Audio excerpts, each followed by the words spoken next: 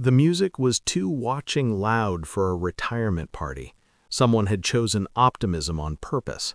Champagne flutes clinked like punctuation marks at the end of my usefulness.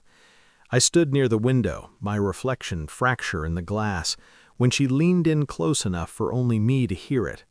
"Don't expect help," my stepdaughter said, smiling for the guests. "You're on your own."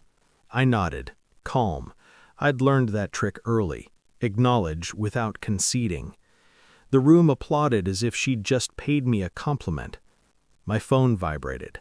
Unknown number, but I knew the cadence.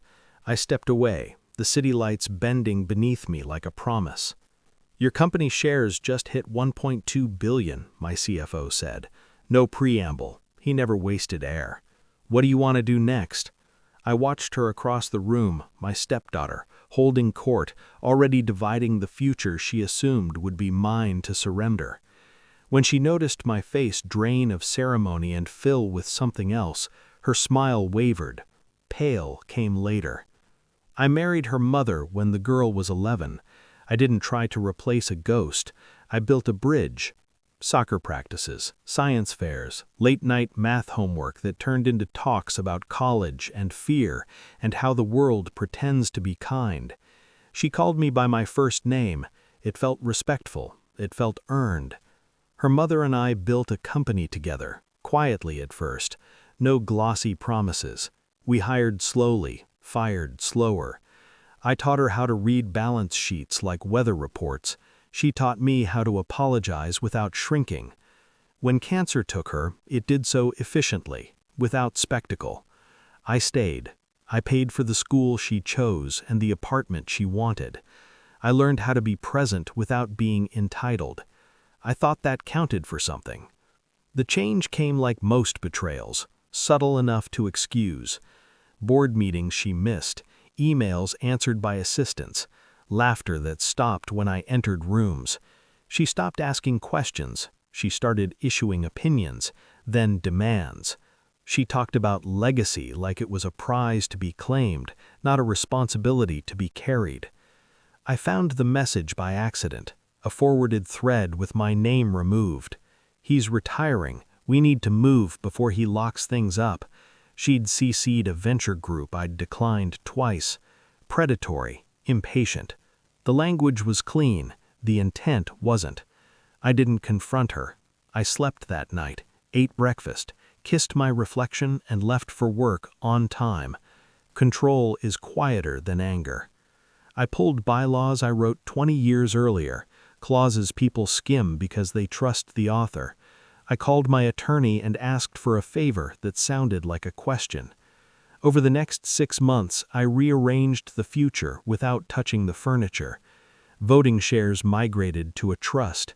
Performance bonuses converted into long-term incentives only I could trigger. A new subsidiary took the patents she'd been bragging about. All legal, all disclosed, no alarms. She thought I was fading. I was consolidating.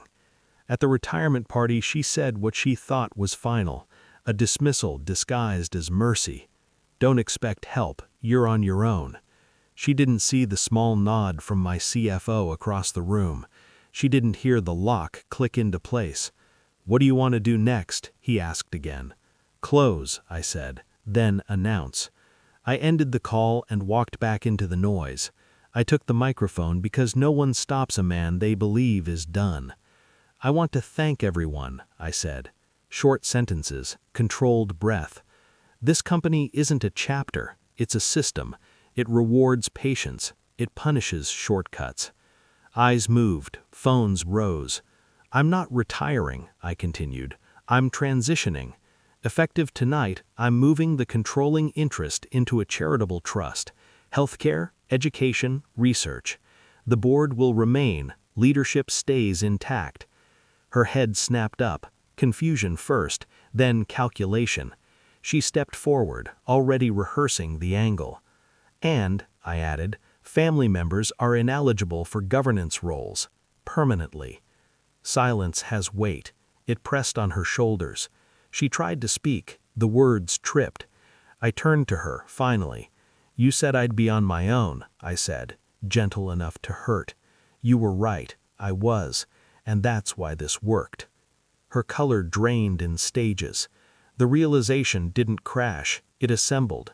The emails, the missed meetings, the trust she assumed would save her. She looked at me like a stranger and understood she'd been treating me like one all along. Later, in the quiet after, she found me by the window. No audience, no music, just the city still doing business. You did this to punish me, she said. No, I replied. I did it to protect what you tried to sell. She accused me of coldness. I let that stand. Warm men make sloppy decisions.